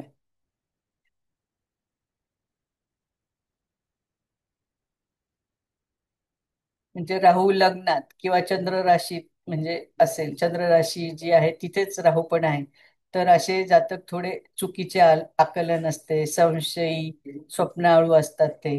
आणि म्हणजे राहू जेव्हा 8व्या किंवा 12व्या भावात चंद्राशी युतीत असेल तर अशा जातकाला उगाचच अवास्तव भीती असते, म्हणजे तो सारखा घाबरत असतो. राहू 5व्या किंवा 6व्या किंवा 12व्या भावात असेल तर असा जातक म्हणजे दारू, ड्रग्ज किंवा नशा करणारा असा असतो. राहू शनी युती किंवा राहू चंद्र युती असेल तर म्हणजे त्याला झोप येत नाही किंवा निद्रा नाश त्याचा होऊ शकतो. आणि राहू पहिल्या, तिसऱ्या किंवा 10व्या भावात असेल पण म्हणजे त्याच्यावर असं अशुभ असेल राहू, तर जातक चिडचिडा करणारा असतो, थोडा हतबल झालेला असतो, त्याला मेंदूचा थकवा येऊ शकतो. आणि राहू आर्द्रा, स्वाती म्हणजे या नक्षत्रात पण असेल स्वतःच्या, तर असं वास्तवापासून जरा दूर जाणारा असा जातक असतो. तर अशा म्हणजे जातकांनी काय करायचं मग? अनुलोम विलोम प्राणायाम करायचा, भांबरी प्राणायाम करायचा, कपालभाती प्राणायाम करायचा, त्राटक म्हणजे एक असा ज्योतीवर ध्यान करायचं, किंवा ओम ह्राम ब्रीम ब्रौम सह राहावे नमा या जप म्हणजे असा जप करायचा किंवा तो ऐकायचा.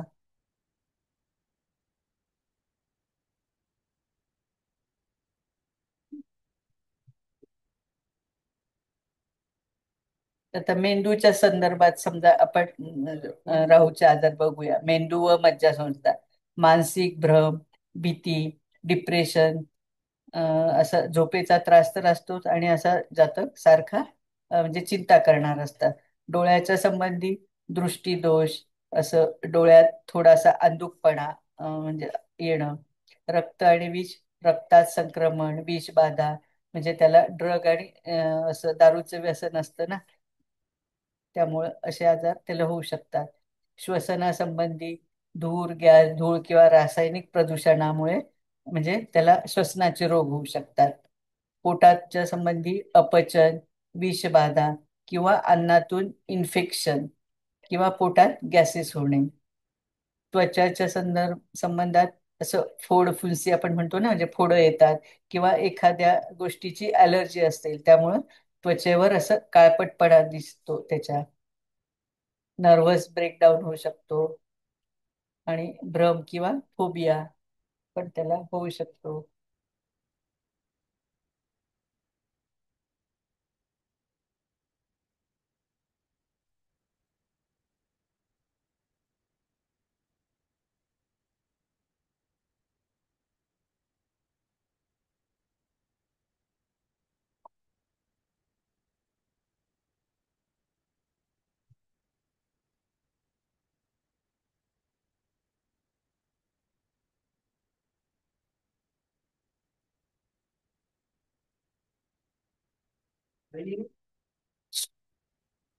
आता राहूची उपासना आपण बघूया. म्हणजे जर जातकाचा म्हणजे कुंडलीत राहू त्याला असं त्रास होतोय, म्हणजे राहूच्या मुळे, किंवा राहूची महादशा आहे, तर त्यांनी अशा वेळेस म्हणजे जप करायचा. ओम राम राहवे नमः, किंवा ओम भ्रीम राहवे नमः, किंवा ओम भ्राम भ्रीम भ्रौम सह राहवे नमः. आणि राहूच्या यंत्राची पूजा करायची किंवा ते जवळ ठेवायचं. तर हे यंत्र मी नंतर दाखवते. 13 8 15 14 12 10 9 16 11 असं ते चौकोनात हे नंबर्स आहेत.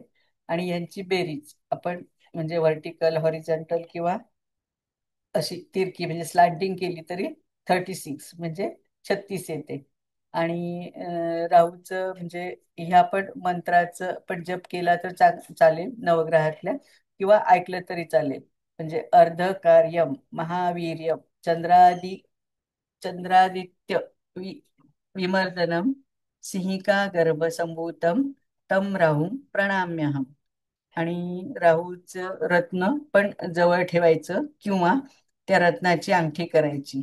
तर ती अंगठी पंचधातू किंवा सोन्यात केली तरी चालेल. तर गोमेध हे रत्न किंवा लाजवर्त पण तरी चांगल्या ज्योतिषाकडून म्हणजे पत्रिकेचं चांगलं प्रेडिक्शन म्हणजे वाचन करून मगच हा म्हणजे खडा घालावा गोमेधचा. आणि तो घालताना ओम राम राहवे नमः या म्हणजे मंत्राचा जप करायचा. आणि हाताच्या उजव्या हाताच्या करंगळीमध्ये शनिवारी म्हणजे सूर्योदयापासून 1 तासाच्या आत. आणि मग इतर प्रभावी तोडगे काय आहेत? तर थोडेसे कोळसे वाहत्या नदीत सोडावेत. जवसाचे काही दाणे म्हणजे दुधात ते आधी बुडवायचे, आणि मग नंतर ते वाहत्या पाण्यात सोडायचे. आणि एक नारळ समुद्रात सोडावा. ब्राह्मणाला नमस्कार करावा म्हणजे गुरुजींना. आणि ही पण एक चांगला म्हणजे हे आहे, शरपुंखा म्हणजे हे संस्कृत नाव आहे, मराठीत मला वाटतं त्याला उन्हाळी म्हणतात. ह्या वनस्पतीची मुळी म्हणजे आंघोळीच्या पाण्यात घालून मग त्याने आंघोळ करावी. सफेद चंदनाचा तुकडा पांढऱ्या कापडात बांधून म्हणजे ते बुधवारी रात्री दंडावर धारण करावा. प्रत्येक बुधवारी किंवा शनिवारी कालभैरवाची पूजा करावी. तीळ, मोहरी, निळे कापड, काळे घोंगडे यापैकी जे जमेल ते दान करावे. आणि राहूचा गायत्री मंत्र पण आहे, तो पण जर म्हटलं रोज तरी चांगलं आहे. ओम शिरोरूपाय विद्महे अमृतेशाय धीमहि तन्नो राहू प्रचोदयात.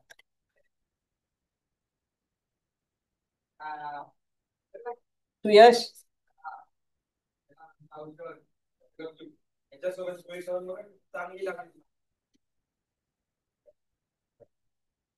आता गोमेद रत्नाबद्दल पटकन सांगते, आहे 2-3 मिनिटं तर. हे गोमेद हे रत्न राहूचं तर आहेच. त्याचा रंग कसा आहे, मधासारखा, गोमूत्रासारखा किंवा गर्द नारंगी असा असतो. आणि म्हणजे गार्नेट समूहातील हे रत्न आहे. आणि याची रासायनिक तत्वे ॲल्युमिनियम, कॅल्शियम किंवा ऑक्सिजन आणि सिलिका हे आहे. हे रत्न म्हणजे बर्मामध्ये मिळते आणि भारतात राजस्थानमध्ये मिळते. दैवी सामर्थ्य काय आहे, तर गोमेद रत्न धारण केल्याने शत्रूचा नाश होतो आणि रानटी जनावरांपासून आपले रक्षण होते, म्हणजे विषारी प्राण्यांपासून. सुख संपत्ती व आरोग्य लाभते. रक्तस्राव होत नाही. म्हणजे आपण जर पूर्वी काही पाप केले असेल तर ते पण म्हणजे नाहीसे होतात. ज्या म्हणजे मुला मुलींची लग्ने काही मागच्या आपल्या मागील कर्मामुळे जर जमत नसतील तर ते पण म्हणजे जमण्यास मदत होते किंवा विवाह लवकर होतो. परदेशात जायचं असेल एखाद्या जातकाला तर परदेशी जाण्याचा योग पण येतो. राहत्या जागेतील दोष नाहीसे होतात. आणि एखाद्या स्त्रीला वंध्यत्व असेल तर तिने पण वापरावं, म्हणजे तिला संततीसाठी. औषधी गुणधर्म या रत्नामुळे पोटाच्या जर काही तक्रारी असतील तर त्या कमी होतात. पचनक्रिया सुधारते. पित्तविकार, अल्सर, गर्भाशयाचे दोष हे सगळे बरे होतात. पण ह्या रत्नाचं म्हणजे वजन किती, तर कमीत कमी 2.5 ते 3 कॅरेटचं तरी म्हणजे हे रत्न वापरायला हवं. पर्यायी रत्न तर मी सांगितलं तसं हे गोमेदच मुळात स्वस्त असतं, नाहीतर लाजवर्त पण वापरलं तर चालतं. तर वृषभ, तूळ, मकर, कुंभ, मिथुन, कन्या या लग्नाच्या जातकांनी वापरावं. आणि जे एखाद्या जातकाला जर राहूची महादशा अंतर्दशा असेल तर त्यांनी पण वापरलं तर चालतं. पत्रिकेत राहू 1, 4, 7, 10 किंवा 11 या स्थानी असेल तरी वापरावं. जे लोक म्हणजे राजकारणात आहे तर त्यांनी पण हे गोमेदचं रत्न म्हणजे त्यांना यशासाठी वापरलं तर चालतं. हे तर मला काही पटत नाही, पण त्यांनी दिलंय. म्हणजे जुगारी लोक, सट्टा खेळणारे किंवा 2 नंबरचा व्यवसाय करणारे लोकांनी पण वापरावं. न्यायाधीश व वकील यांनी पण वापरावं. पण जो जातक गोमेद वापरतो त्याने रवीचं माणिक आणि चंद्राचं मोती किंवा मंगळाचं पोवळे ते मात्र वापरू नये.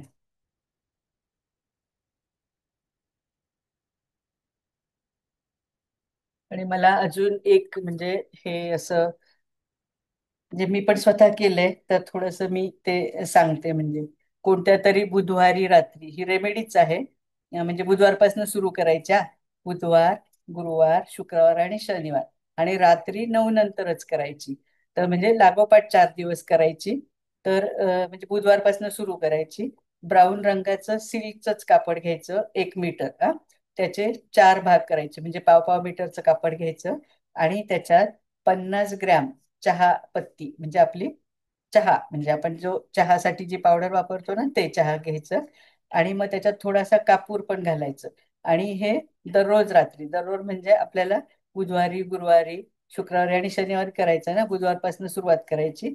रात्री 9 नंतर म्हणजे आपल्या घराच्या थोडंसं बाहेर जायचं, तिथे ते जळायचं. आणि मग ते जळल्यानंतर थोडीशी ऍश किंवा राख अशी उरेल ना, तर ती मात्र फ्लश करून टाकायची. म्हणजे हा राहूसाठी म्हणजे अत्यंत जे काय प्रभावी उपाय आहे.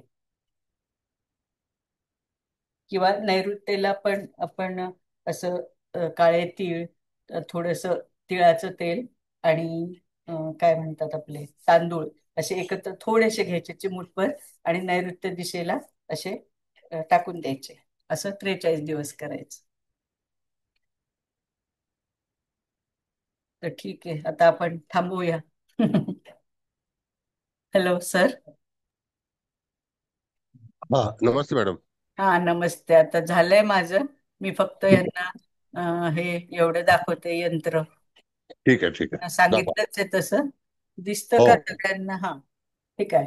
तर हे यंत्र म्हणजे एकतर असं लॉकेट पण मिळतं, लॉकेटही दाखवते, मिळतं किंवा बनवून घ्यायचं आपण आणि ते गळ्यात घातलं तरी चालेल. आणि राहूचा मंत्र करायचा आणि सगळ्यात महत्वाचं म्हणजे राहूचा जर फारच त्रास होत असेल तर ओम नमः शिवाय हा मंत्र केल्याने पण बराच आपला त्रास कमी होतो. मॅडम ते यंत्र परत दाखवा ना.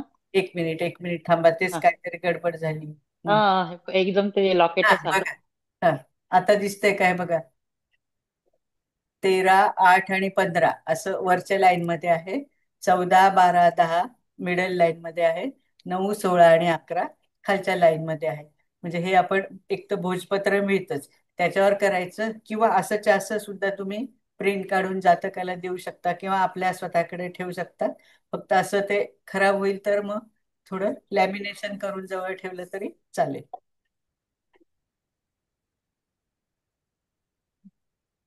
ठीक आहे, काढू का मग आता? हो हो, काढा काढा, चालेल. हं. तर अशा प्रकारे. ओ माय गॉड, काय झालं? नाही, काही नाही झालं. मैडम ये कागज रखने का अपने पास, कागज में लिख के ना। हाँ हाँ हाँ, अपने पास रखो या अपने मुझे क्लाइंट को देना है तो उनको भी दे सकते हो ना आप। अच्छा हम्म। ओके। राहु यंत्र है वो। पण नमस्कार मॅडम. गोमेद वापरलं मॅडम तर यंत्राची गरज नाही ना. हा नाही ना, एक काहीतरी एक तर हा. तुम्ही मंत्र जप हो. करा किंवा हं, म्हणजे गोमेद किंवा लाजवर्त हं, ते हं. रत्न वापरताना कसं व्यवस्थित पत्रिकेचा म्हणजे अभ्यास करूनच हो हो वापरलेला बरं आहे. हो. यंत्र वापरायला काहीच हरकत नाही, मंत्र हं. करायला पण काहीच हरकत नाही आणि दान हो करायला पण काही हरकत नाही. तर दान हो मी हो. सांगितलं की नाही, काळे तीळ आहेत, काळे उडीद आहे, काळ घोंगडं पण आहे, असं लोखंड वगैरे हे दान आयदर बुधवारी किंवा शनिवारी द्यायचं. आणि हं. राहूच्या काळात जर दिलं, मी ते राहू काळ तुम्हाला सांगितले ना प्रत्येक हो दिवसाचे, हो, तर सकाळ दुपार. त्यावेळेस जास्त म्हणजे प्रभावी ठरेल. हं. बरं. ठीक आहे, मग करायचं बंद. खूप चांगली हो माहिती सांगितलीत धन्यवाद मॅडम. धन्यवाद, मॅडम. धन्यवाद. तुमचे आभार. नेहमीप्रमाणे तुमचं. रेमिडीज पण खूप चांगल्या सांगितल्या मॅडमनी. हो, सगळ्या छान झालं रेमेडीज पण मॅडम. आणि नेहमीप्रमाणे तुम्ही हो. राहूची पण ह्या ग्रहाची पण सुंदर माहिती दिली किती आणि चांगलं. रेमेडी खूप छान सांगितल्यात वेगळ्या वेगळ्या. खूप खूप धन्यवाद. नेहमीप्रमाणे थँक्यू. सुंदर अगदी यंत्र वगैरे थँक्यू सगळं मॅडम. सगळं नेहमीप्रमाणेच तो हे केला फलादेश, राशी ह्याचा, थँक्यू मॅडम, नक्षत्र, थँक्यू हे सो ते मच. सगळ्याच प्रकारे. तर खूप खूप तुम्हाला नमस्कार, खूप खूप धन्यवाद मॅडम. नमस्कार, काही नाही. थँक्यू सरांना सर. धन्यवाद द्या, मला काही देऊ नका. मी बोलू का कोमल मॅडम? बोला बोला. नाही, पहिली गोष्ट म्हणजे तुम्ही सुरुवातीपासून घेत आल्या तेव्हापासून आतापर्यंत एक गोष्ट मी खूप छान नोटीस केली की तुम्ही ह्या सगळी माहिती गोळा करण्यामध्ये प्रचंड कष्ट घेतलेले आहेत. म्हणजे अतिशय सखोल सगळ्या गोष्टींचा तुम्ही अतिशय बारकाईने विचार करून ते मुद्देसूद खूप छान मांडता आहात. आणि आता सुद्धा जे राहूचे उपाय सांगितलेत ना, अतिशय सुंदर उपाय आहेत ते. म्हणजे अगदी सहज लोकांना आपण सांगू शकून ते करता येतील त्यांना असे उपाय आहेत. होय होय. त्याबद्दल म्हणजे खरंच तुमचे आभार मानावे तेवढे खूप कमी आहेत. अर्थातच आपण हे सगळं सरांकडून शिकतोय त्यामुळे त्यांचेही आभार तेवढेच आहेत. पण तुम्ही याच्या पाठीमागे जे कष्ट घेतलीत ना, त्याच्यासाठी खरंच तुम्हाला सलाम मॅडम. खूप छान भरपूर कष्ट घेतलेत तुम्ही यासाठी. Thank you thank you. म्हणजे मॅडम तुम्हाला असं आहे की किती देऊ मी आणि काय हो देऊ, हो इतकं हो. तुमचं म्हणजे खरोखर तुम्ही त्या म्हणजे आणि असं अविरत तुमची तुम्ही हे कंटिन्यू खूप छान आहे मॅडम. बोलत आहात म्हणजे त्यासाठी सुद्धा म्हणजे खरंच स्टॅमिना पण खूप चांगला आहे तुमचा. थँक्यू. सलग स्टार्ट झाल्यापासून ते हो एंड हो. पर्यंत न थांबता आणि व्यवस्थित मुद्देसूद सगळ्या गोष्टी समजतायत सगळ्यांना. हे अतिशय म्हणजे काय बोलतात, खूपच छान. थँक्यू. म्हणजे स्पीचलेस आहे मी तर. खूप होय सुंदर होय, मॅडम. खरंच आहे. थँक्यू व्हेरी मच खूप मॅडम. खूप एकदम मॅडम, धन्यवाद. सर्व ग्रहाची एकदम सखोल माहिती तुम्ही दिली आणि तुम्ही खूप मेहनत घेतली त्याबद्दल आपली आभारी आहे, सरांची पण आभारी आहे. कोटी कोटी प्रणाम. Thank you madam. Thank you thank you. चला. Thank you madam. हो, धन्यवाद धन्यवाद मॅडम. हो, बंद कर. धन्यवाद, फार छान. thank आणि थँक्यू सर. आता तर पुढे मला आज कसं- एक 10 मिनिटं उशीर झाला यायला मॅडम, त्याच्याबद्दल सॉरी. मी थोडीशी बाहेर गेले होते अर्जंट. 10 मिनिटं उशीर झाला मला जॉईन करायला. रेकॉर्डिंग ऐका ना, मी रेकॉर्डिंग हो लगेच हो हो टाकते हो ना. हा, बरं. नाही ते रेकॉर्डिंग तर- हवंच आहे, कारण लिहून घ्यायचे आहेत नोट्स मॅडम. हो हो. तर सर तुम्हाला मॅडम, आता परत पत्रिका वाचण्याची तयारी करा. थँक्यू. होय होय. Yes sir. ठीक आहे. थँक्यू.